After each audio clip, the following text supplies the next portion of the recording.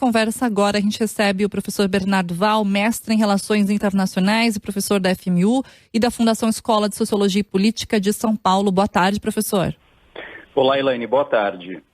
Professor, diante desse panorama aqui descrito, né, pelo João Carlos Santana, né, com 3 suspeitos já presos, soltos, agora essa caça a um tunisiano, a avaliação do senhor, de fato, foi um atentado terrorista ou não? O Estado Islâmico aparentemente assumiu a autoria, mas as autoridades ainda avaliam os diversos cenários. Pelo seu conhecimento, pelo que o senhor acompanha desse caso, quais as características de fato que levam aí a gente a acreditar de fato que foi um atentado, um ataque? As autoridades alemãs, elas já identificaram esse ocorrido como um atentado terrorista e o modo como ele aconteceu nos lembra atentados anteriores, como, por exemplo, o que aconteceu em Nice em julho na França. O fato de um perpetrador lançar um caminhão contra uma multidão, né, seria difícil ser algum outro tipo de evento. Agora existe esse desafio de encontrar o responsável. Como você bem observou, já existem 3 suspeitos e o Estado Islâmico ele fez essa reivindicação. Ainda não está claro se existe alguma conexão, de fato, operacional entre o Estado Islâmico e o responsável, ou os responsáveis, porque podem ter mais pessoas, não só o motorista, né, que cometeu a ação, e eventualmente uma rede que possa ter dado algum apoio. Essas conexões elas não estão claras, elas podem existir, mas ao mesmo tempo pode ser, por parte do Estado Islâmico, o aproveitamento oportunista de alguém que cometeu esse atentado, eventualmente inspirado pelas ideias do Estado Islâmico, mas sem nenhuma conexão operacional de fato. Mas, pelo que aconteceu e pelo que a gente tem observado em eventos anteriores, de fato me parece que foi um atentado terrorista. O local que foi escolhido, um bazar de Natal, a época natalina também, criam todo o contexto para esse tipo de ação. E por que a Alemanha, professor? Em que momento a Alemanha fica suscetível? A Alemanha, ela recebeu uma onda muito grande de refugiados do conflito no Oriente Médio, particularmente da Síria, embora a gente não possa estabelecer uma relação direta entre um atentado e esses refugiados. Pode existir terroristas entre os refugiados, mas eventos anteriores na própria Europa, eles mostraram que os atentados não foram cometidos por refugiados, e sim por pessoas que já viviam no continente europeu. A Alemanha, eu percebo como um país, né, que recebeu esses imigrantes e, ao mesmo tempo, ela também pode ser vista como um alvo mais fácil se a gente comparar com outros países que sofreram atentados, por exemplo, a França ou a Bélgica, que, diante dessa situação, eles tomaram medidas para aprimorar os seus recursos de segurança e também de inteligência. Quando um atentado terrorista ele vai ser conduzido, os perpetradores eles analisam o seu alvo e, se existe uma relativa facilidade, entre aspas, o alvo ele pode ser escolhido por isso, no sentido de que não haverá algum óbice para a ação.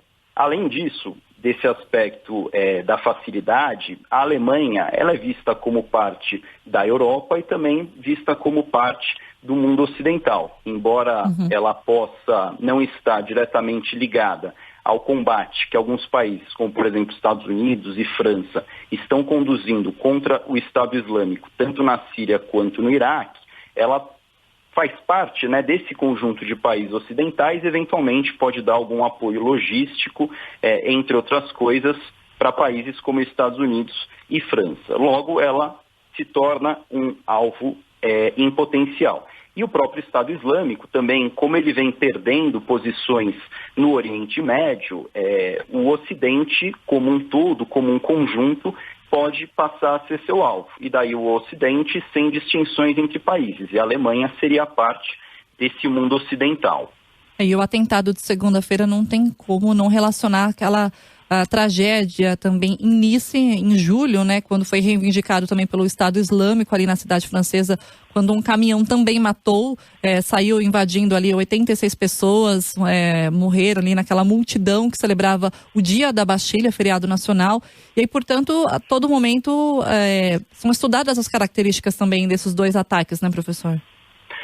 O que esses ataques, os países, serviços de segurança e inteligência, eles devem aprender com esses ataques para tomar as devidas medidas de forma a tentar evitá-los no futuro, embora é muito difícil evitar isso. Por quê? Suponhamos que esse perpetrador em Berlim, ele seja o que alguns chamam de lobo solitário, embora eu acho que ainda possa ser cedo para classificar como tal. O lobo solitário é aquela pessoa que age sozinha, eventualmente inspirada pelas ideias de algum grupo, no caso, o Estado Islâmico. Esse tipo de ameaça, como ela não tem nenhuma conexão operacional, não tem nenhuma comunicação ou nenhuma rede logística que o apoie, é muito difícil de ser identificada pelos serviços de segurança. Então, também, nesse contexto de dificuldade, é algo muito desafiador no sentido de evitar. E o caso de Berlim, pelo que a gente acompanha através das notícias, o caminhão ele foi sequestrado na Polônia, estava muito próximo de Berlim, o deslocamento, né, ele não é muito extenso, então é uma coisa que eventualmente pode acontecer de uma hora para outra, embora obviamente envolva um planejamento preliminar, e nesse meio tempo fica difícil para as autoridades de segurança fazerem a identificação.